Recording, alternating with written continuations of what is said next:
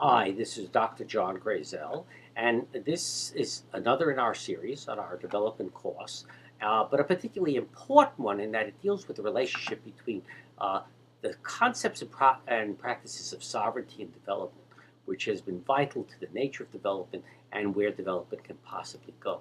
Now, it's a very complex subject, so we're just going to stress a few key points that we think have to be worked into the equation.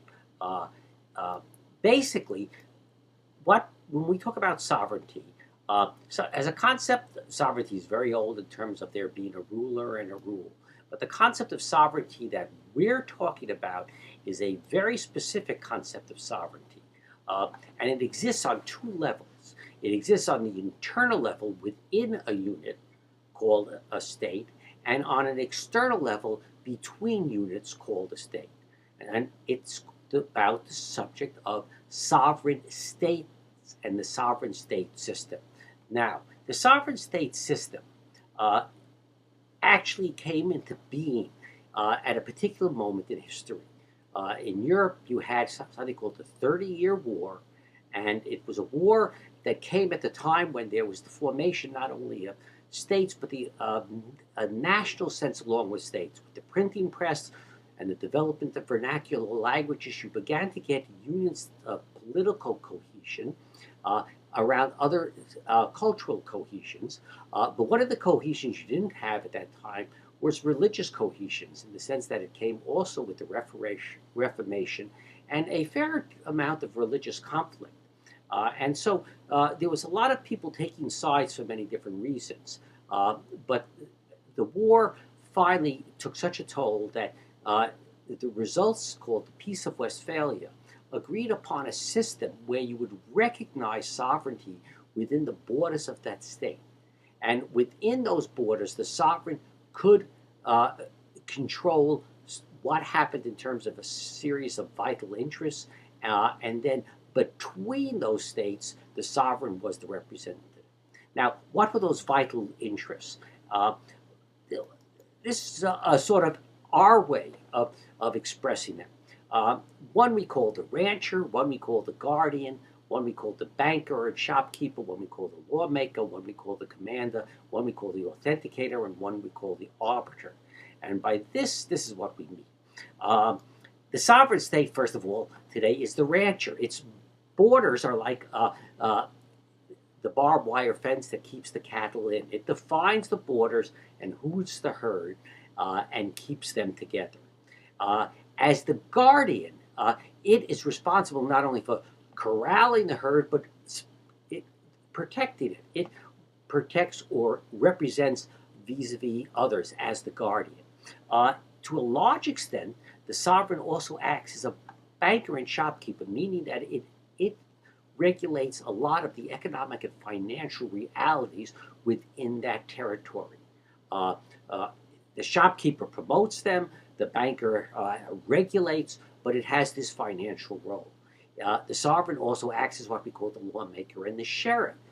It establishes laws, it enforces the laws. It, within its territories, is the recognized final authority. It operates as a commander. Uh, it requires the loyalty of its subjects. And at the end, it is supposed to be the ultimate reference point for those citizens within the state as to what can and can't be done, and for deciding what is right and wrong and what is permissible. Um, it is also the authenticator. And this is, by authenticator, what we mean, uh, and this is very important, is that it also recognizes other sovereign states. And this is where we go from the internal to the external. And we realize that the sovereign state system is a system. It only exists because these individual states also keep the system going, and largely through recognition, diplomatic recognition, for instance, in the United Nations. The last vocation we talk about is as the arbiter, that President Bush used to say, I am the decider. You could sort of say the state is the decider. That still, in the end, it's states that decide what happened, and we don't recognize any actual higher sovereign power.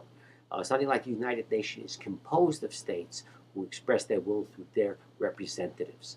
Now, what's key for development here that is several things. One is that development has been organized very much around the idea of sovereignty, giving aid to sovereign states. So we have bilateral aid from one state to another state. We have multilateral aid where several states work together. But we still tend to think of development as aid to states, not even though it may be aid to just groups within those states. We have some sense of having larger regional development projects, but then those are projects made up of coalitions of states. The state still is a key actor. And that presents a problem in the sense that, one, what happens when the problem really isn't on the state level but goes across borders? And two, what happens if the state isn't a functioning state according to those criteria of what its roles are? And that has raised a third issue that is very unique. When sovereignty as a system was established by the Peace of Westphalia, it basically was on the idea of these are the rights of the sovereign. But today we're beginning to see that those roles that we outlined are also being looked upon as responsibilities of the sovereign.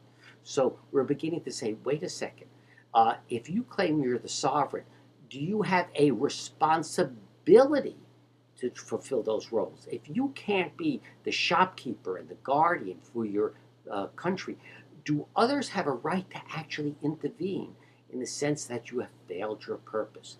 And this has arisen recently, particularly in regards to massive humanitarian issues, such as what happened in Sudan and Darfur, the results of the hurricane in Burma recently, where people began saying the state is not fulfilling its fundamental purposes. That means outsiders actually have a right to intervene. And it really is a right, it's beginning to say, to challenge those who claim to be sovereigns because they are not living up to standards of sovereignty. Now, this is a very embryonic phenomenon, but it's a very important one that we're doing. It also leads us to the second great question of development today, which is what happens when the state really is a failed state? When it's not that they don't want to do it, they really cannot exercise those purposes. Does it go beyond humanitarian intervention? And one proposal is, and a series of activities are well organized around the idea of failed states and building new states. Often we use the term nation building, and we get a confusion between nation and state.